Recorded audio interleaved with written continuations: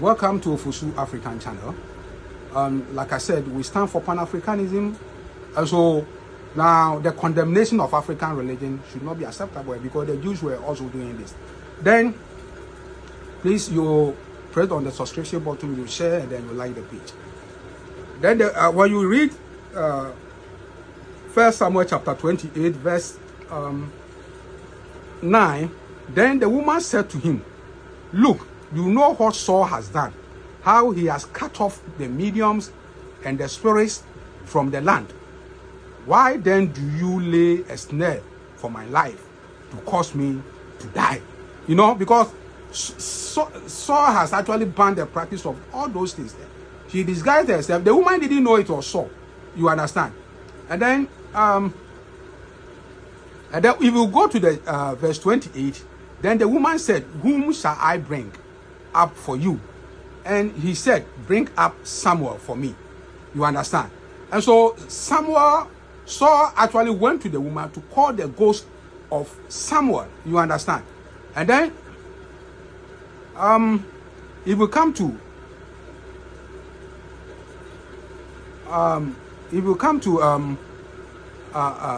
chapter verse 12, then the woman saw Samuel. She cried with a loud voice, and the woman spoke to Saul, saying, "Why have you deceived me? For you are Saul." Because Saul has actually introduced, he has banned the practice of all those things. You understand?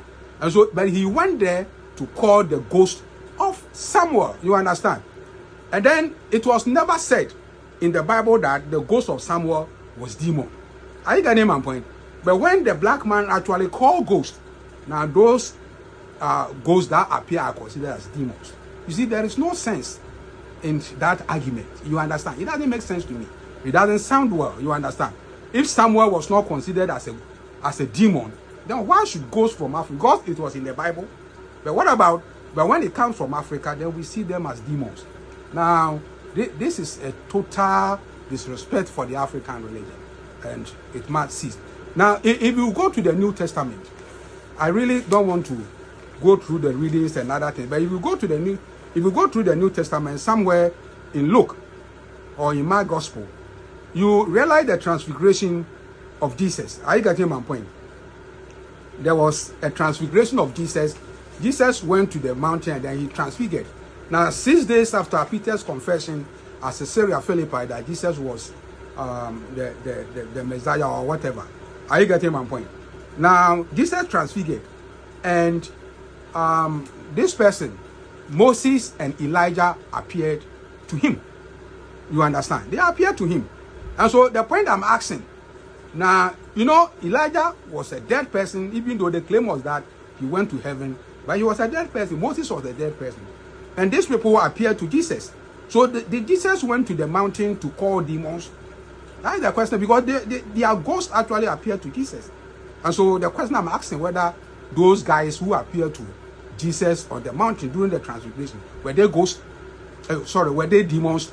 And Jesus himself appeared as a ghost to his disciples after his death and the claim of resurrection. You understand? And so the question I'm asking the Jehovah's Witness people and all those guys, whether the appearance of Jesus to his disciple, whether Jesus' ghost was that of a demon. And so if those ghosts can never be considered, cannot be called as demons, why should ghosts calling in Africa be considered as demons? And this is a total disrespect for the African religion, which I really don't subscribe.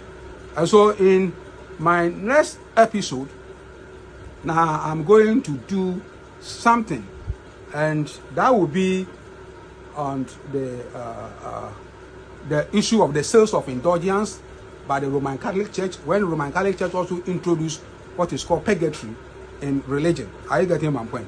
And so that is exactly what we are going to do in our next episode. And don't